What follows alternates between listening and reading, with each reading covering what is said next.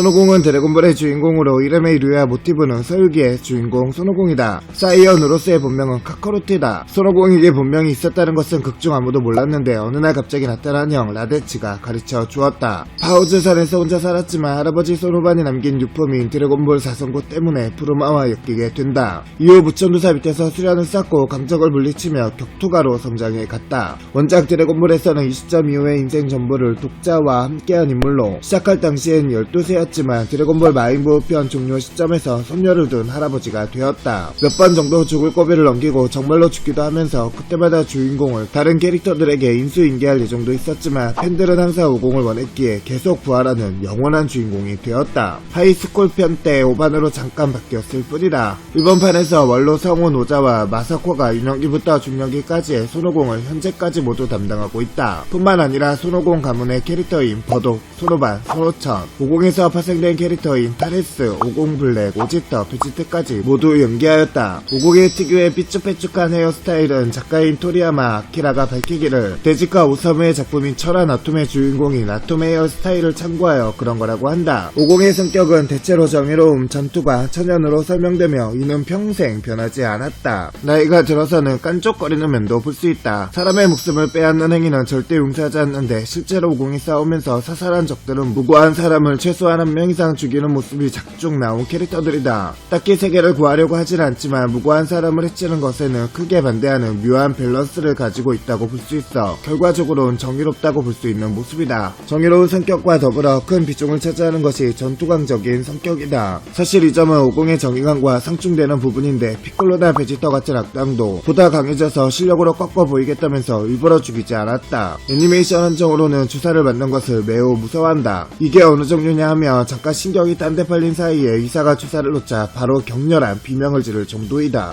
또한 나메크성에서 프리저물 내 프리저의 우주선 안에 있는 메디컬 머신으로 치료받기 전에 주사기를 발견하고선 닿지 않아도 된다면서 밖으로 나가려고 거의 발악을 한다. 드래곤볼 GT에서도 주사를 맞을까봐 병원에 가기 싫어하는 장면이 나온다. 또한 네코마인에서는 손오공뿐만 아니라 일가 전체가 생쥐를 싫어하는 묘사가 있다. 처음에 남녀를 구분하지 못해서 긴가민가 할 때는 무조건 사타구니를 만져보고 확인했으며 나중에 보는 정도로 대충 구분하게 됐지만 아직도 확실히 구분하는 건 아닌지 드래곤볼 마인부 편에서 비데를 처음 만났을 때 얘 여자 맞지? 하고 굳이 묻기도 했다. 성인이 된 이후로는 천연스러움과 야만인의 모습에서 벗어나 다소 진중해진 편으로 묘사가 되고 있다. 오공은 단순히 강하기만 한 싸움에 미친 사람이 아니다. 미래세계에서 부르마가 그때 송곳말 심장병으로 죽지 않았어도 세상은 달라졌을 거야 라고 하자 트랭크스는 그렇게까지 싸움을 잘했나요? 라는 뉘앙스로 되묻지만 부르마는 강한 것도 있지만 어떤 상황이 닥쳐도 해결해 줄 것만 같은 인물이었지 라고 평가했다. 그래서 작중 캐릭터와 전세계의 독자들에게 사랑을 받는 것. 치치가 그에게 굉장히 소중한 사람임을 확실하다. 실제로 작중에서 엄마에게 미안하다고 전해줘 항상 제멋대로 굴기만 해서 라는 대사를 한 것이나 토리야마가 각본을 맡아 자잘한 부분까지 감수한 신극장판에서도 오공의 위기 상황에서 가장 크게 떠올리는 것이 치치였던 만큼 여러 상황에서의 작중 묘사를 밀어보면 최소한 가장 소중한 동료로 묘사되어 왔다. 애니메이션판에선 이런 부분이 많아져서 오공이 위기에 처한 상황에서 치치와 오반을 생각하는 경우도 있었다. 예를 들자면 벤 공주의 궁전에서 잠들었다가 사이어인들이 치치와 오반을 습격하는 악몽을 꾸거나 프리저와 싸우다가 밀리기 시작하자 치치를 생각하며 힘을 끌어내는 등 피로 이어진 형제인 라디치에 대해서는 처음 만났을 때 살짝 혼란스러워했지만 결과적으로 적으로 판단했고 위기에 몰린 라디치가 오공을 회유했을 때 한 번 흔들렸지만 최후에는 타도해야 할 상대로서 동기어진했다. 당시 베지터도 자신의 부친에 대해 딱히 애정을 가지는 듯한 말을 하지 않았음을 감안하고 이후도 인물이 다시 언급되는 일은 없는 걸 생각하면 원래 이렇게 매몰차게 사이어인이 가지는 일반적인 가족 간의 관계일지도 모른다. 본격적으로 불살주의가 부각된 건 사이어인 편과 프리저 편으로 사이어인 편에서는 라데치가 용서를 빌자 풀어주었고 동료들을 무자비하게 학살한 네퍼에 대해서도 죽이거나 재기불능한 중상을 입히는 걸 최대한 피하려고 했다. 다음 베지터를 살려준 것은 강적에 대한 라이벌 의식을 불태운 것이 주된 원인이고 자비와는 별로 상관이 없다. 이러한 불살주의는 프리저 편에서도 이어지는데 기뇨 특전대에 대해서도 상대로 무력화시키거나 겁을 줘서 후퇴시키는 선에서 끝내려고 했고, 개구리가 된 기뉴도 베지터에게 살려주라고 했다. 키드 부의 현생을 기원한 것은 피콜로나 베지터 때처럼 개인적인 전투 욕구가 우선된 것일 뿐, 자비에서 비롯된 선처라고는 보기 어렵다. 다만 자기 가족을 비롯해서 친구들까지 죽였는데도 원망은커녕 그 강함을 인정하면서 다음 생엔 좋게 태어나라고 빌어준 것만으로도 사적인 원한은 잘 갖지 않는 깔끔한 성격이라고 볼 수도 있다. 또한 아기지가 된 생태이기는 해도 지구애를 대다수 죽인 뚱보 부우도 살려줬다. 정리하면 오공은 풋살주의는 아니고 필요하다면 살수를 쓰는 것을 주저하지 않는다. 하지만 상대가 충분히 제압된 상태라면 굳이 사적인 원한이나 이놈을 살려두면 나중에 무슨 일을 할지도 모른다는 대의를 앞세워서 죽이려 들지는 않으므로 풋살주의라기보단 그저 필요 이상의 살생을 저지르지 않으려고 한다는 게 옳다. 이 짤은 마인부 편까지 오공이 죽인 캐릭터를 모두 그린 것이다. 깨알같이 극초반에 죽은 익룡, 설정사 오공에게 죽은 손오반, 피콜로를 알리는 와중에 간접적으로 충돌사한 피아노까지 죄다 구현되어 있다. 보다시피 숫자가 상당하며 이것만 봐도 오공이 완벽한 불살주의자는 아니란 걸 알 수 있다. 어디까지나 선택의 여지가 있다고 여기면 죽이지 않았을 뿐이다. 다만 오공이 죽일 만큼 약하며 오공보다도 훨씬 약한 적을 만난 거 오리지널 이후로는 드물다는 점, 당장 베지터전, 프리저전, 셀편까지 뒤늦게 등장했다. 그래서 Z 기준으로는 키리, 약공과 마인부 둘 뿐이다. 드래곤볼 슈퍼에서는 각각 골든 프리저, 모로를 추가로 죽였다. 사이어인으로서 부모인 아버지 버독과 어머니인 기네가 있고 형인 아데시가 있으며 어머니는 본편엔 등장하지 않는다. 지구에서 할아버지이자 실질적인 아버지 위치에 있는 소노반에게 양육됐으며 자신은 몰랐지만 우연히 거대 원숭이로 변해서 할아버지를 밟아서 죽여버렸다. 아내 치치가 있으며 아들로 소노반, 소노천이 있다. 훗날 비데리 오반과 결혼해 며느리가 되었고 둘 사이에서 딸팡이 태어난다. 미스터 사탄과는 사돈지가, 우마왕은 장인어른이다. 여러 인물에게 기술이나 무술을 배웠지만 본인이 스스로 스승으로 인정하고 실제로도 제대로 스승이라고 할 만한 인물은 역시 무천도사와 개왕. 친구는 많은 편이다. 우선 Z전사 전원이 친구이며 부르마는 중요한 조력자이자 친구. 부르마는 크리링을 제외하며 오공과 가장 오랫동안 동행했다. 친구를 소중히 여겨서 보통 때는 굉장히 낙천적이다가도 친구가 위험에 처하면 크게 분노한다. 대표적으로 크리링이 죽었을 때는 물불 안 가리고 뛰쳐나갔으며 스승인 무천도사의 재지도 뿌리쳤다. 프리저에게 크리링이 다시 죽었을 때 극도로 분노하여 초사이언으로 각성하기까지 했다. 땅이라고 해도 자비를 베푸는 일이 많고 승부에 들어갔을 때 정정당당하게 싸우기 때문에 적이면서도 오공에게 호감을 느끼고 친구가 되는 일이 많았다. 크리링은 본래는 얌체같은 캐릭터였지만 오공과 함께 행동하면서 동화되어 착한 인물이 되었으며 야무치, 천진반, 피콜로, 베지터도 본래는 적으로 등장했지만 오공에게 동화되어 Z전사가 된 사례. 또 오공과 직접 대면한 적은 없지만 17호는 마인부 편의 카메오로 등장했을 때 오공의 목소리를 듣고 그리운 목소리라고 했었다. 생각보다 적도 많다. 피라우는 유년기에 오공에게 당한 원한을 잊지 않았고 게로바사도 레드리본군이 괴멸된 원한으로 인조인간들에게 오공에게 복수하라고 입력했다. 프리저 또한 패배를 인정하지 못해서 지구로 복수하러 왔었다. 이런 일 때문에 자신이 지구에 있으면 악당들이 몰려온다고 생각하게 된 걸지도 모른다. 이는 부르마나 개왕도 동의한 점이지만 후전 이후에는 강적이 나타나도 그것을 뛰어넘을 만큼 수행하면 된다는 답을 낸다. 또한 대부분 손오공과 싸운 뒤 갱생한 인물들이 많다. 부르마는 처음 만날 때 손오공에게 총을 쏘긴 했지만 악인은 아니었고 크리링도 악인은 아니지만 처음에는 야비하고 비열한 성격이었다. 결정적으로 크리링도 손오공과 싸운 후 성격이 바뀐 거다. 이외의 인물들은 전부 손오공과 싸운 후 Z전사가 된 인물들이다. 야무치는 초반부터 만나 싸웠고 천진만도 천하제일 무술대회를 통해 싸웠으며 피콜로는 피콜로 대마왕의 자손답게 악인 그 자체였다. 베지터도 완벽한 악인 그 자체였고 서로 피튀기도 싸우고 천천히 갱생해 동료가 된 케이스다. 비전투원인 오룡도 처음엔 손오공을 적대시했다. 차우즈는 손오공과 싸운 적은 없지만 그도 역시 처음에는 악인이었다. 치치의 히스테릭한 모습과 몇몇 정면 덕택에 오공이 잡혀선다는 이미지에 부단한 영향을 끼쳤으나 다행히도 부부 사이는 상당히 괜찮은 듯하다. 실제로 원작 연재 당시에도 치치와 오공이 사이가 괜찮은가에 대한 얘기는 자주 있어왔다. 독자 역시 그녀가 오공을 아끼는 모습보다는 화를 내는 장면을 좀 더 많이 봐왔기 때문이다. 그럼에도 부부 사이가 좋다고 단언할 수 있는 이유는 셀 게임에서 오공이 사망했다는 소식을 들었을 때 대성통곡하던 모습, 오천의 존재와 7년 만에 돌아온다는 말에 기뻐하던 치치의 모습, 또한 신극장판에서 오공이 절체절명의 위기에서 맨 처음 생각한 사람이 치치라는 것 등등 정적인 묘사는 자주 있어왔다. 인조인간 편에선 토리야마가 인조인간 편 한편으로 드래곤볼을 끝내기 위해 오공 대신 오반을 주인공으로 밀어줘서 연재를 중단하려고 했으며 그로 인해 오반을 밀어주다 보니 오공이 역으로 약해 보이게 된 것이다. 그리고 마인부 편을 시작으로 드래곤볼이 재연재될 때 오반보다 오공을 그리워하는 팬들이 많았기에 하이스쿨 편 이후 오공이 주인공 자리로 복귀했다. 무천도사 류를 비롯해 등장인물 대부분이 구사하는 필살기 에너지기파를 사용하는데 오공의 것이 가장 유명하다.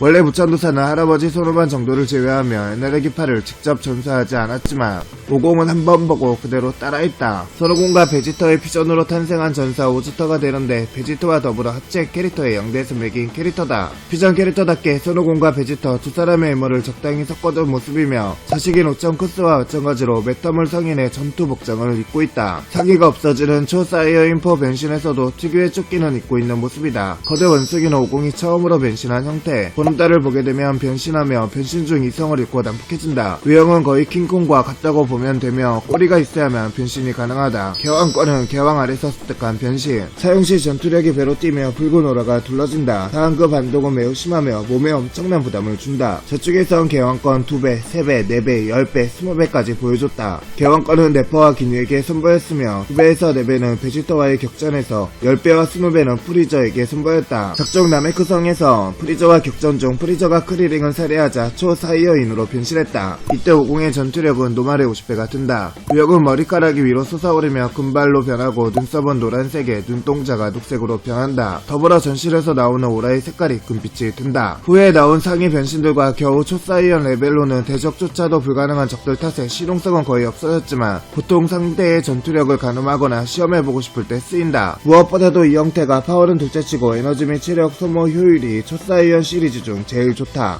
초사이언2는 셀전에서 셀의 자폭을 맞고 죽은 오공이 훈련하여 습득했다. 오공의 전투력이 통상의 100배의 힘을 얻는다. 이 변신의 모습은 머리가 초사이언 1보다 날카롭게 솟아오르며 더 풍성해지고 1에서는 앞머리가 4개에서 5가닥 내려오지만 2에서는 양옆머리와 앞머리가 한 가닥만 남기고 다 솟아올라 이마가 더 많이 보이는 깔끔한 형태가 된다. 또한 오라에서 스파크가 튀기며 머리색이 약간 더 연해진 듯하다. 작중 50의 첫 변신은 마인 무우편이며 마인 베지터를 상대할 때 변신했다. 드래곤볼 슈퍼에서는 굳이 신의 힘까지 끌어올리지 않을 때 최적의 방법으로 사용한다. 정화사 독자들 기존 팬서비스이긴 하지만 기존 초사이언 1보다 몸의 부담은 커도 힘은 초 1보다 2배 강하고 효율면에서는 초사이언 3보다 더 안정적으로 사용할 수 있기 때문에 초사이언 2 상태를 선호하는 모습을 보인다. 초사이언 3는 원작 및 Z의 50의 최강이자 최종 형태다. 전체적으로 기존 초사이언과 특징이 상당히 다르다. 머리카락이 허리까지 뻗을 정도로 매우 풍성해지며 길어지고 금색 눈썹으로 변하는 특징은 온데간데 없이 꼴로와 비슷하게 근육이 나온 탓에 눈썹이 존재하지 않는다. 그리고 초록색으로 변한 눈 속에 진 녹색 동공이 생겨난다. 초사이어인 넘버링 시리즈로는 최강의 변신이자 정사 기준 신과 신 이전까지만 해도 최강이자 최종 형태이다. 초사이어인 갓은 신의 경지로 들어가게 되는 변신. 5명의 사이어인이 한 사이어인을 둘러싸서 이식을 치러서 변신했다. 원래 머리에서 머리색만 빨간색이 되며 근육이 날렵해진다. 또한 좀 더 젊어 보이며 오라가 불꽃같이 타오르는 붉은 오라가 된다. 강함은 초사이언 3를 넘사벽 급으로 아득히 뛰어넘으며 초사이언 3를 압도했던 비루스와 어느정도 대적이 가능해졌다. 그 이후 별로 쓰인 적이 없다가 애니 기준 우주 서바이벌 편과 코믹스 기준 뉴욕 우주편에서 재등장하는데 설정에 의하면 초사이어인 블루가 체력 소모가 심한 탓인지 그나마 체력 소모 면에선 밸런스가 좋은 초사이어인 갓을 메인 BS로 삼아 체력을 아끼면서 공격하는 잠깐의 순간에만 블루로 변신해서 파워를 최대한 끌어올리는 모습이 드러났다. 초사이어인 블루는 초사이어인 갓의 상태에서 초사이어인으로 한 번 더 중첩시켜 변신한 형태로 첫 명칭은 초사이어인 갓 초사이어인이었지만 너무 긴 탓에 우이스가 대신 초사이언 블루로 정해줬다. 현재 애니메이션 기조 50이 이식적으로 사용할 수 있는 최강이자 최종 형태이고 외형은 갓처럼 타오르는 듯한 푸른 오라에 초사이언 1처럼 비슷한 형태의 파란 머리를 가지고 있다.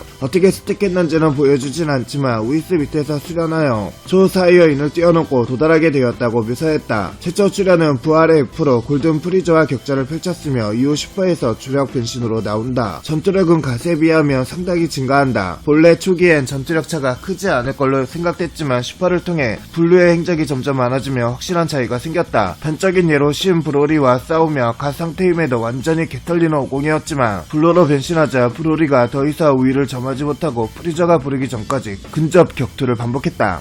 무의식의 극의 징조는 오공이 지렌과의 싸움에서 습득한 변신, 무의식의 극의 징조 형태며 힘의 대회에서 습득하게 된 변신이다. 이 변신은 몸이 저절로 회피가 가능해지지만 징조라는 이름에서 알 수 있듯이 완전치 못한 불안정한 상태다. 그래서 교점이 있는데 애니에서는 공격의 순간에 이식을 하게 되면서 공격력이 무의식의 극기에 온전한 파워를 다하지 못하고 코믹스에서는 안정적으로 기술을 유지할 수가 없어 체력 소모가 심하다. 무의식의 극기는 무의식의 극기를 완전히 습득한 상태로 이전 징조와 달리 회피뿐만 아니라 공격의 순간에도 무의식으로 싸우며 말 그대로 공격과 회피 모두 생각을 하지 않음으로써 몸을 통해서 자동적인 전투 감각에 통달하게 되는 최강의 경지이다. 이 상태로 지렌과의 승부에서 파괴신을 초월한 실력자인 지렌을 압도하는 모습을 보여주면서 강함 자체만으로도 모든 파괴신을 초월하는 힘을 얻는다. 하지만 한계를 넘는 힘을 얻는 대가는 상상 이상이었고 부작용이 상당히 심한 편이다. 외형은 극의 징조처럼 머리 일정 부분들이 어느정도 솟아있는 상태에서 은빛으로 바뀌며 몸 주위에 눈빛 오라가 돌고 눈동자 또한 은색으로 바뀐다. 일본 기념일협회에서 5월 9일을 50의 날로 지정했다. 드래곤볼이 전기 연재되고 GT, 슈퍼가트 후속작까지 나오다 보니 5번이나 죽게 되었다. 원래는 전투민족 사이여인답게 포악한 성격이었으나 폭포에서 떨어져 머리를 다친 이후로 갑자기 온순한 성격이 된다. 이것을 패러디하여 캐릭터가 사고 등을 계기로 갑자기 성격이 돌변하는 것을 손오공 증후군 내지는 카카루토 증후군이라고 명명한다. 개구리 중사 캐로루의 모아에게 이 속성이 있으며 은혼에서도 사카타 킨토키가 기억상실 당하는 에피소드에서 언급했다. 재미있게 보셨다면 좋아요 구독 부탁드려요.